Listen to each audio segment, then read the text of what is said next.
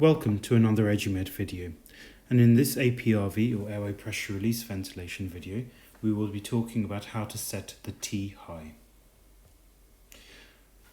As with all of the previous videos, we'll briefly go through what APRV is and then focus really on what the T high is and how to set it, and finally how to adjust it as time goes on. Before you watch these videos, I'd really highly recommend that you watch my video series on the basics of ventilation and the earlier videos on different types of APRV and how you manage a patient on APRV. If you've watched all of those, you'll know how key it is to keep this picture in your mind. This is basically everything that happens in the lung. All you need for there to be gas exchange in the lung is an alveolus to be open and for there to be blood flow going past the alveolus. That will transfer oxygen into the blood and transfers carbon dioxide out of the blood and into the alveolus. The way to think of APRV is essentially just extreme CPAP. You've got a very high pressure for a period of time, that period of time being the T high or the time high, and then every so often you get a release of that high pressure to allow for bulk flow of gas to come out and to help with carbon dioxide removal. The primary function of APRV is to recruit up as many lung units as possible and therefore to try and improve gas exchange for the longest periods of time possible. The lungs don't care whether they're in inspiration or expiration. As long as there's an alveolus open and there's blood flowing past it, you will get gas exchange. Oxygenation itself depends upon the fractional inspired concentration of oxygen and the alveolus being open. The longer the alveolus is open for, the more oxygen will diffuse into the blood. And that is the real benefit of APRV, because it maximizes that time that the alveolus remains open. As with anything in ventilation, it is as much to do with the blood flow through to the lung as it is to do with the amount of alveoli open or the gas flow coming in and out of the patient. Therefore, if you have ventilation perfusion mismatching, or you just don't have enough of a cardiac output to allow oxygenation of the blood, then all that will happen is that the patient will continue to get hypoxic. So you must maximize the cardiac output as well as maximizing the things on the ventilator settings. In terms of the alveolar blood interface, that's really the problem that's caused the patient to become hypoxic in the first place, usually through a disease process such as infection, where there's thickening, inflammation and pus filling the alveoli themselves, or through things like acute left ventricular failure, where you've got edema and thickening of the alveolar blood interface with fluid. In both those cases, using different treatments such as antibiotics and diuretics to offload fluid are the things that are needed to try and improve that alveolar interface. That takes time, and really ventilation is a matter of buying time for those treatments to work. As I alluded to before, carbon dioxide removal depends upon the minute ventilation. That's a function of the tidal volume and the respiratory rate, but also very importantly alveolar perfusion. In APRV, it's there's a slightly different mode of CO2 removal in addition to the bulk flow of gas in and out during the release phases. And that is through diffusion. If you imagine a column of gas, and at one end, the alveolar end, you've got a high concentration of CO2, and at the other end, the ventilator end, you have no carbon dioxide, of course you're going to get a slow diffusion of carbon dioxide down the concentration gradient. So you often find that with APRV set up properly, CO2 removal might be even more efficient than with conventional ventilation. This slide is really just to emphasize that APRV at its very basics is just extreme CPAP. If we could, and carbon dioxide removal wasn't a problem, we would just have the patient on an P high forever. However, we can't do that. We need to provide releases every so often to allow the bulk flow of carbon dioxide out. And that is why you need to set a period of time for which the patient remains in the high pressure and then allows for a release to occur. Now, we need to make sure that we're always in the right area of the compliance curve of a patient.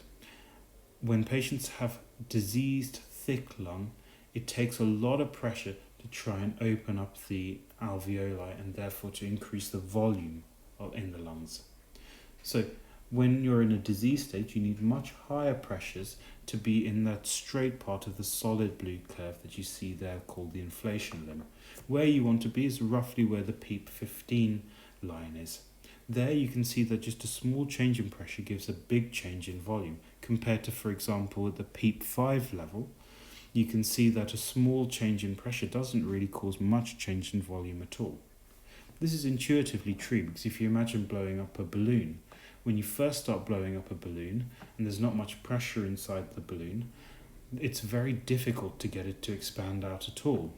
Then, once you get to a critical point, the lower inflection point, suddenly it becomes really easy to keep blowing up that balloon up until a point, which is the upper inflection point, where the balloon is as almost full as possible with gas, and then it becomes quite difficult to expand it out even more until eventually it pops. And that is the same with the lungs themselves.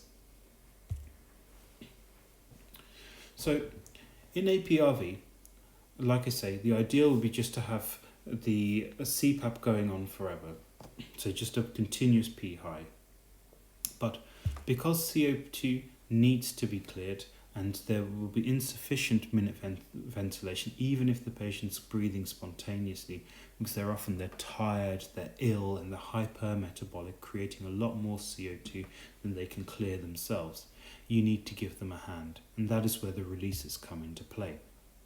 And you can see here at the flow graph, negative is flow out of the patient and into the ventilator.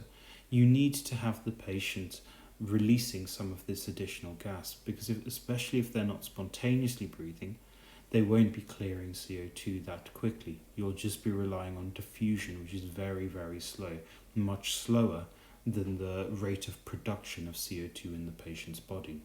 And so these releases allow those big flows of gas to come out and wash out all of the carbon dioxide rich gas and bring in some clean gas with which is high in oxygen.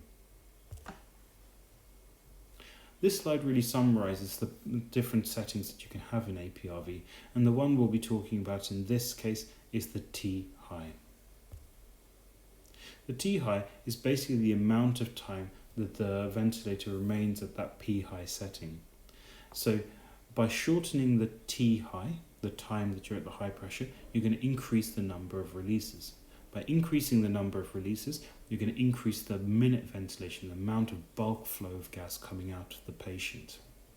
As such, if you've got patients with very high CO2s, you might need to drop that T high down quite a lot, down to, I'd say, in general, a minimum of 3.5 seconds. I wouldn't really try to go any lower than that because you lose the benefit of APRV in some ways. You can do it, but I'd speak to an expert before doing that. So how do you decide on what your T high is? Well, the first thing you need to do is to look at your T low. And please go and have a look at the video on how to set a T low before you do any more. But essentially, what you're doing is you set the T high as roughly 90% of the respiratory cycle. So if, for example, you find that you've got a T low of 0.5 seconds, then your T high is going to be 5 seconds. Therefore, you're going to get a release every 5.5 seconds. Now you can actually work out what the effective respiratory rate is. If you take a respiration as a release of gas, it's not exactly the same as in conventional ventilation, but if you just consider it's just a release of gas, if you have a release every 5.5 seconds, every minute you're going to get 11 breaths roughly. Now, like I say, the normal range is between 3.5 and 5 seconds in the acute phase. So if you've calculated something between 3.5 and 5, you're probably right.